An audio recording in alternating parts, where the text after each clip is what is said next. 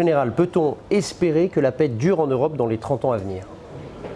Il faut l'espérer, il faut le souhaiter. Ce qui est sûr, c'est que les Européens avaient cru tuer la guerre en construisant l'Europe. Force est de constater qu'ils ont bien tué la guerre en Europe, mais qu'ils ne l'ont pas tuée ailleurs.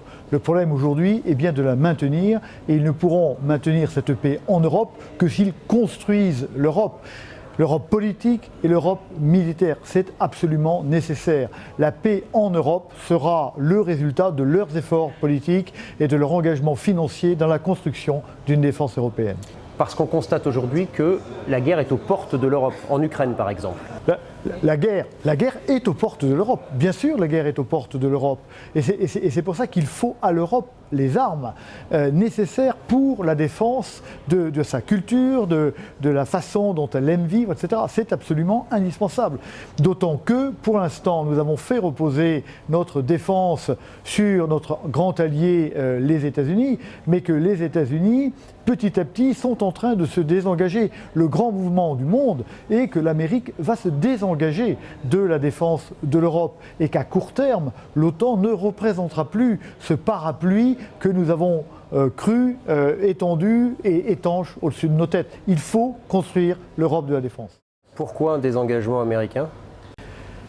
L'Amérique va se désengager pour des raisons naturelles.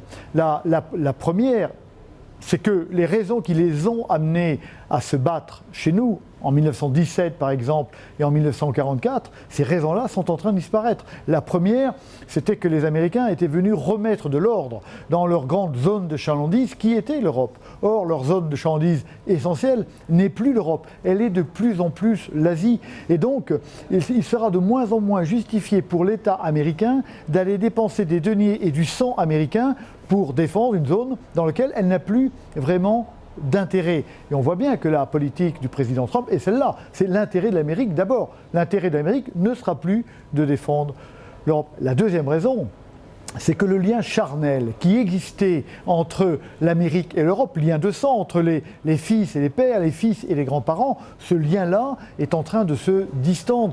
La majorité des Américains, dans quelques années, dans une quinzaine d'années, n'auront plus de lien avec l'Europe. Ils seront d'origine africaine, d'origine hispanique ou d'origine asiatique. Et donc ils ne comprendraient plus pourquoi ils devraient revenir mourir pour un pays qui leur sera étranger.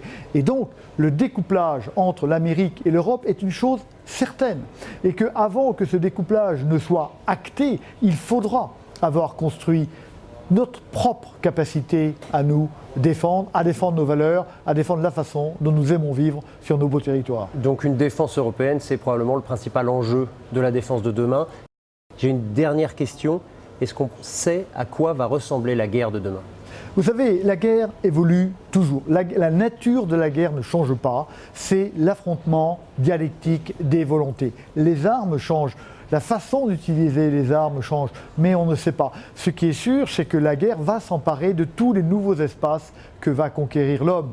La guerre s'est emparée de la mer, de l'air, de l'espace cybernétique. Et donc la guerre ira s'insinuer partout là où vivront les hommes. Nous n'en connaissons pas les formes.